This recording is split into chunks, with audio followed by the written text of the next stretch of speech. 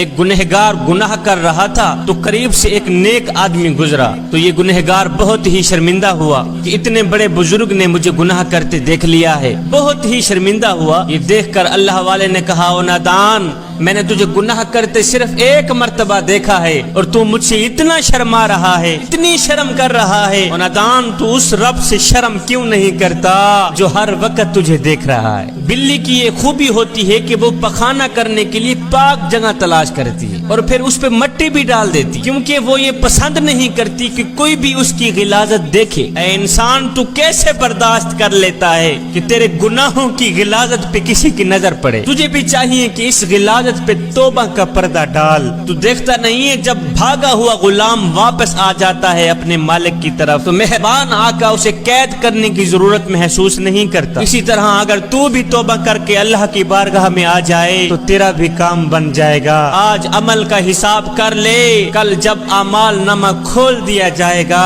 تو پھر معافی نہیں ملے گی۔ جس نے گناہ کے بعد توبہ کر لی گویا اس نے گناہ کیا ہی نہیں۔ اے نوجوان، آج گناہوں سے ڈر تاکہ قیامت کے دن تجھے کسی کا ڈر نہ ہو۔ اور تجھے پتہ نہیں ہے اپنے رب سے صلح کرنے والا، تعلق برقرار رکھنے والا شخص محشر کے بازار میں ذلیل نہیں ہوگا، رسوا نہیں ہوگا۔ اگر تو عقل مند ہے تو رات کو کیے ہوئے گناہوں کی رات کو ہی معافی مانگ کے سو۔ وہ ایسا کریم ہے، ایسا رحیم ہے کہ ہر وقت بخشش کے دروازے کھول کر ہی رکھتا ہے۔ جس نے تجھے پیدا کیا، بھلا یہ کیسے ہو سکتا ہے کہ تو گرے وہ سنبھال نہ لے؟ اگر تو اللہ کا خاص بندہ بننا چاہتا ہے تو پھر گناہ کرتے ہوئے تجھے شرم آنی چاہیے۔ اے نوجوان، جا اس کی بارگاہ میں حسرت اور افسوس کے آنسو بہا، اس کی بارگاہ میں معافی کی نیت سے جو بھی آیا ہے خالی ہاتھ واپس نہیں گیا، اس کے گناہ آنسوؤں سے ہی دھو دیے گئے ہیں۔ میرا اللہ فرماتا ہے، او میرے بندے، میرے دروازے پر اگر فرعون آ جاتا میں تو اس کو بھی بخشنے کے لیے تیار تھا، تو ویسے ہی میرا اپنا ہے، تیرا میرا تو ذاتی تعلق ہے اس لیے کہ تو میرے حبیب کا امتی ہے۔ اے بندے،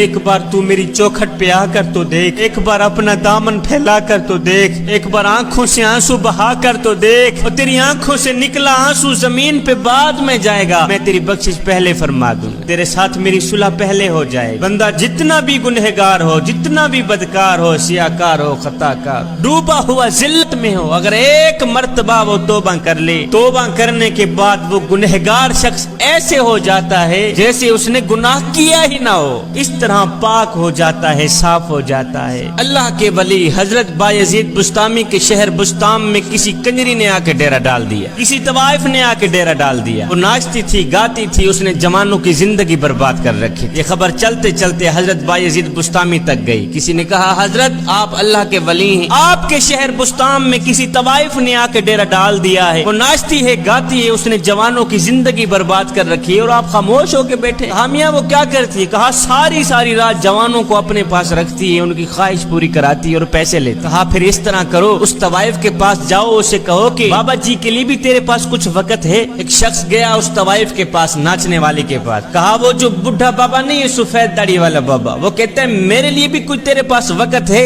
اس عورت نے کہا یہ تو ہے ہی بڈھا بابا، یہ کرے گا ہی کیا میرا؟ اس طوائف نے کہا میں 1 لاکھ لوں گی، رات کو بڈھے کو بھیج دینا میرے۔ حضرت بایزید بسطامی نے جب سنا تو کہا میں 2 لاکھ دوں گا، پر شرط یہ ہے جیسے میں کروں گا ویسے ہی کرنا پڑے گا۔ میں 2 لاکھ دینے کے لیے تیار، شرط یہ ہے جیسے میں کہوں گا ویسے ہی کرنا پڑے گا۔ اے بات طے ہو گئی، سودا طے ہو گئی۔ حضرت بایزید بسطامی جا رہے ہیں کنجری کے محل کی طرف، طوائف کے محل کی طرف۔ زمانہ دیکھنے والا ہے، کوئی تو رو رو کے کہہ رہا تھا یا اللہ، ایک ہی تو سورج ہے ہمارا، اگر یہ بھی غروب ہو گیا تو ہم روشنی کہاں سے لیں گے؟ خیر، حضرت بایزید بسطامی اس کنجری کے کمرے کے اندر داخل ہوئے، طوائف کے کمرے کے اندر داخل ہوئے۔ جب داخل ہوئے تو طوائف بن سمر کر حضرت بایزید بسطامی کے سامنے پیش ہوئی۔ جب آپ نے اس طوائف کو دیکھا آپ نے کہا مائی میں دوسرے گاہکوں کی طرح نہیں ہوں، پہلے جا کے غسل کر کے۔ اس نے کہا تو کس طرح کا گاہک ہے؟